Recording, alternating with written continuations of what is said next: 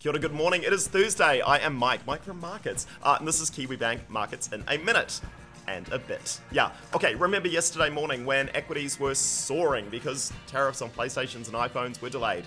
Yeah, don't worry about that. All of those gains have been given back, and then some. The big three US indices are off the pace this morning by 2.5%. European majors, they are in the red by somewhere between 1.5 to 2 and a bit percent. The yen is surging, and the currencies, the antipodes, the Kiwi and the Aussie, they are struggling. The New Zealand dollar, that hit a low of 64.2 US cents overnight.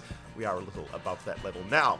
Okay, so the key driver of all of this risk-off sentiment, there were a lot of drivers, but at the end of the day, end of the night, not doing very well. It all boils down to yield curve inversion.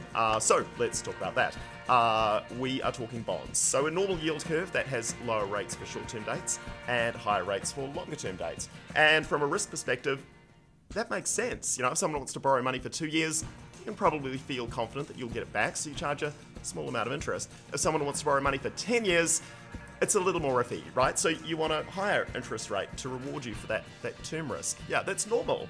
Inversion is when longer term rates are lower than shorter term rates, and that happens because lenders are worried about what might happen in the short term, but have confidence that things will pan out in the long, so they sort of fight each other for access to 10-year borrowers. So an increasing number of lenders of 10-year money forces 10-year interest rates lower. It's a supply-demand thing.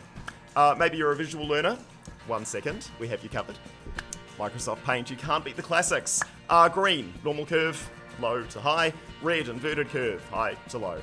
It's pretty good, right? I just made that just then. Anyway, why does all this matter? Well, overnight we saw 10-year interest rates in the UK and the US fall below, a smidge below, 2-year interest rates. And that inversion has historically been a leading indicator of recession. Will it happen this time? Maybe, maybe not. The world is a very different place, but it does highlight the fickleness of markets. Yesterday things were great. Today, not so great. Tomorrow, yeah, I've gone on long enough. Apologies if this was a bit too light and breezy. We will have a lot more deep dive detail in firsthand, our written commentary. Yeah, okay, have a great Thursday. Ka kite.